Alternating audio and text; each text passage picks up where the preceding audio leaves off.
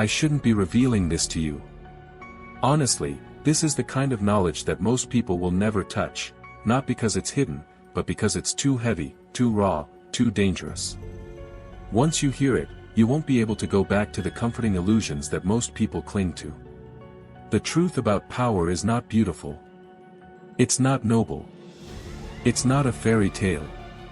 It is cold, it is ruthless, and it will change the way you look at the world forever. We live in a culture that celebrates kindness, fairness, and moral virtue. Society teaches us to admire the heroes, the saints, the people who appear selfless. That's the story you were told since childhood, that the good are rewarded, that honesty wins, and that justice always prevails. But those are bedtime stories for the masses, stories that keep people docile and obedient. Machiavelli saw through this illusion centuries ago. He didn't just observe the world as it pretends to be, he ripped off the mask. And what he revealed was disturbing. Power doesn't reward purity, it doesn't elevate the virtuous, it doesn't protect the innocent. Power rewards calculation. It rewards the ones ruthless enough to do what others won't. It rewards those who are willing to cloak their ambition in the disguise of morality. The powerful don't obey the rules. They create them.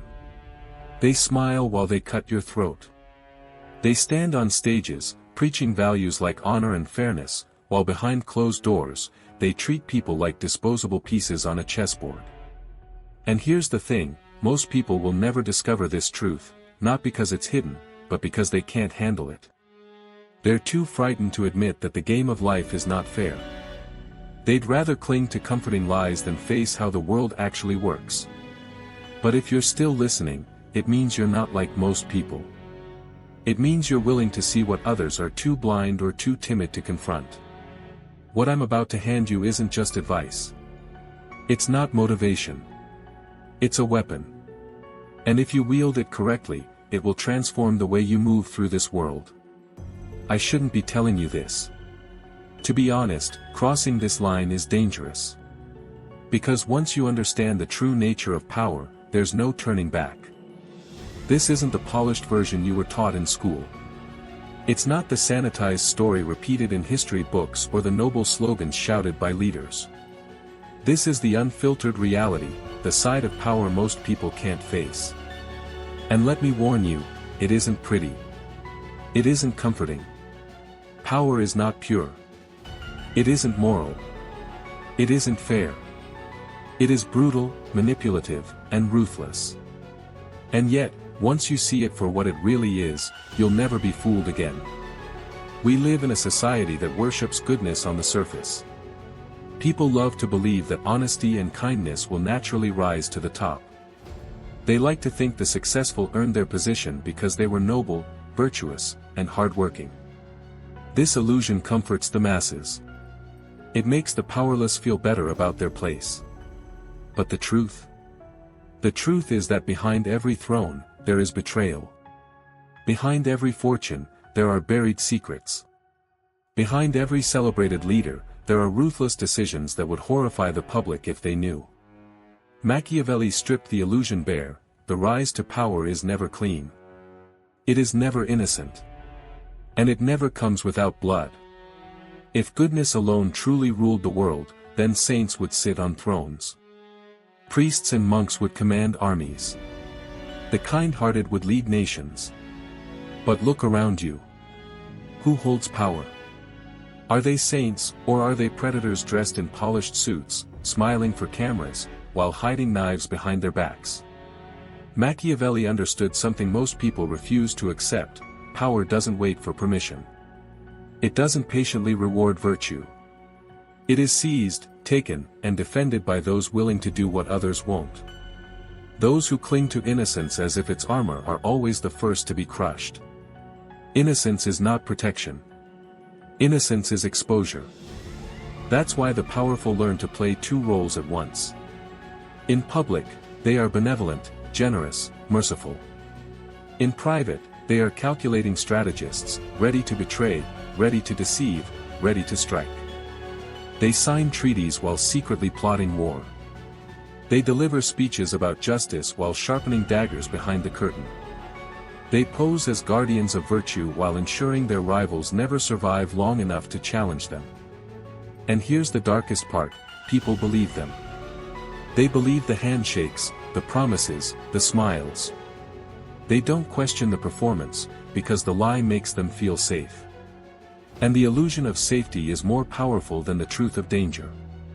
But you are not here to feel safe. You are here to wake up. You are here to understand what lies beneath the mask. Every empire, every CEO, every politician, all of them hold power because they embraced what others denied, that survival at the top requires sacrifice. It demands compromise. It rewards ruthlessness wrapped in charm. Once you understand this, you stop asking the wrong questions. You stop wondering, how do I succeed while staying completely innocent? And you begin to ask, what must I sacrifice to win? Because the world will not reward you for being good. It will not protect you because you're kind. It will use you, exploit you, and then discard you, while applauding the cunning one who took everything you deserved. Machiavelli's warning was simple: you don't have to enjoy deception, but you must master it. The amateurs show their teeth too soon. They reveal their ruthlessness too openly. True power hides in virtue.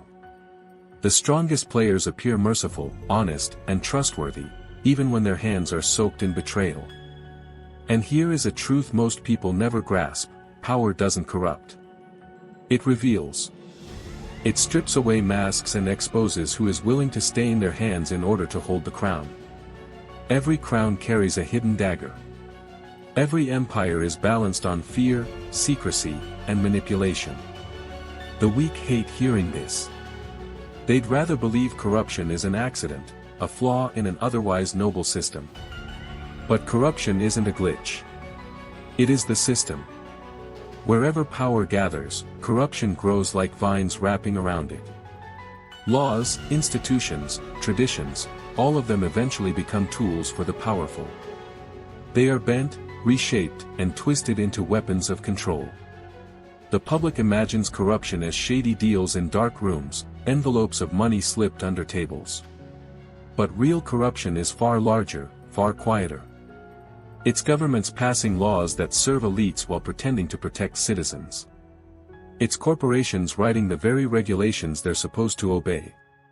It's leaders trading favors behind closed doors, not because they're monsters, but because that's how the game is played. The naive think corruption is rare, a break in the rules. But the Machiavellian knows, the powerful write the rules to justify their corruption. What looks criminal for you is perfectly legal for them. They don't cheat the system. They are the system. And that's why every empire eventually rots from within. Not because its people are unusually wicked, but because ambition always demands reward. The longer someone holds power, the more they bend reality to protect themselves and their allies.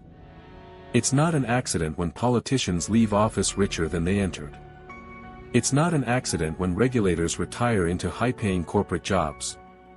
It's not an accident when public wealth quietly turns into private fortune.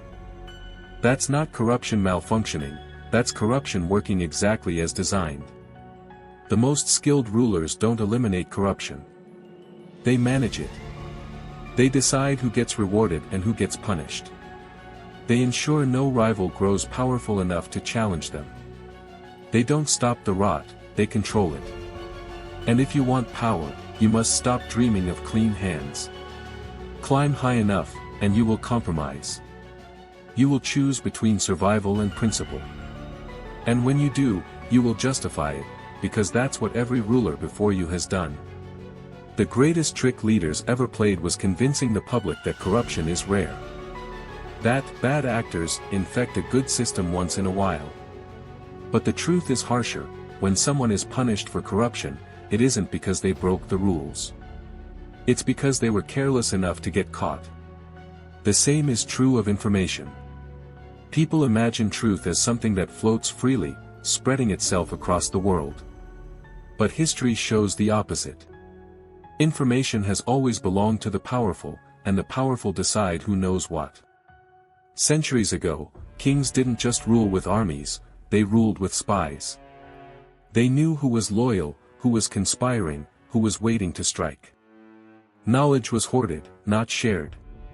And when it leaked deliberately, always to serve the ruler's agenda. Today, technology has changed, but the pattern has not.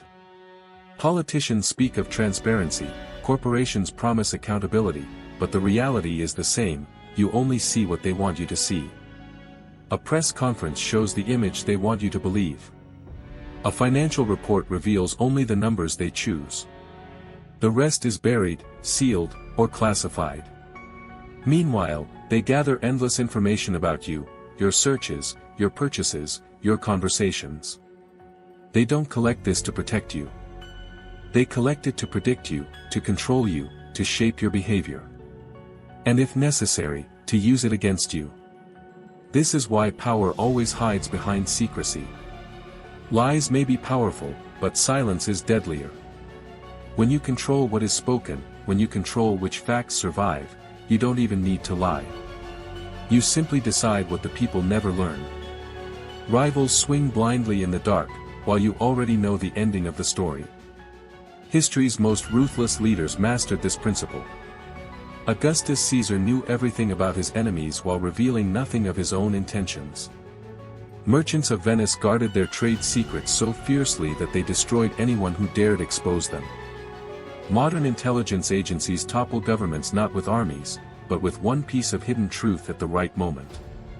That is why whistleblowers are treated as enemies. That is why leaks are rare, and when they do appear, they often serve someone else's hidden plan. Because when you decide which information reaches the public, you don't just control what they know. You control what they fear, what they desire, and what they believe is real. And here's the cruelest truth of all: history itself bends to power. People imagine history as objective, carved into stone. But history isn't written by truth. It's written by survivors. Machiavelli understood this with clarity: a ruler who loses is called a tyrant. A ruler who wins is called a visionary. The actions may be identical: betrayal, murder, conquest. But whether history calls you a monster or a genius depends entirely on who survives to tell the story. Julius Caesar seized Rome by force, but history called him savior. Napoleon crowned himself emperor, and for years, he was celebrated as a genius. Only after he lost did his enemies brand him a monster. Power doesn't just shape the present, it reaches backward, rewriting the past. Losers are erased. Victors build monuments. Every dynasty funds historians, carves statues, and endows libraries to ensure their version survives. That's why rulers fear erasure more than death. To lose power is to lose your story. Your victories are erased, your name becomes poison, your reputation twisted into a warning. And when enough time passes, cruelty becomes necessity, ambition becomes vision, conquest becomes civilization. It's not about being right. It's about being the last one standing. This is why chaos is opportunity. People fear instability, protests, war, economic collapse. They see only destruction.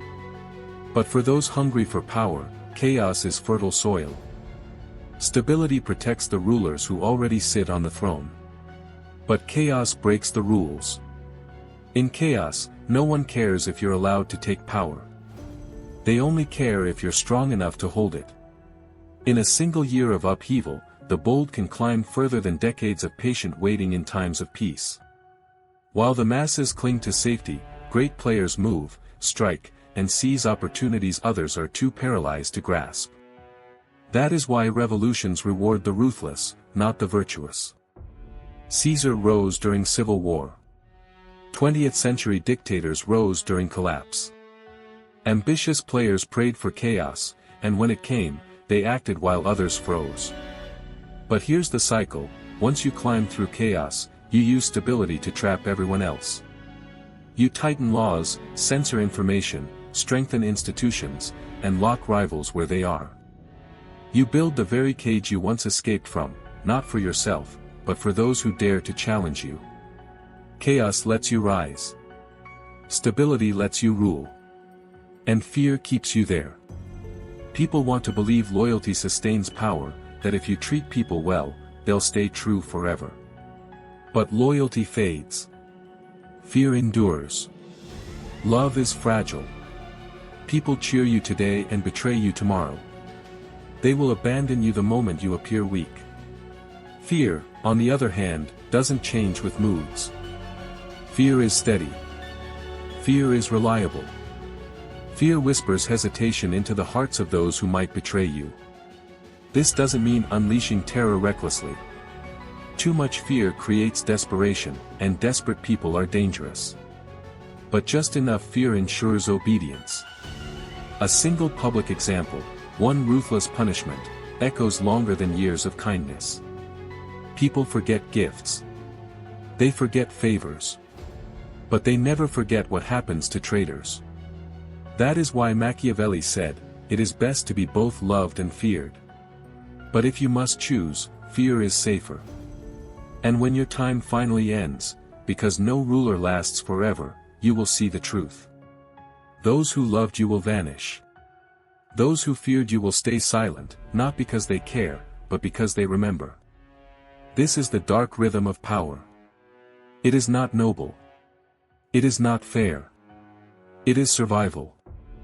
And now that you've seen it, the question is simple: will you go back to the comforting illusions? Or will you keep learning to play the game as it truly is?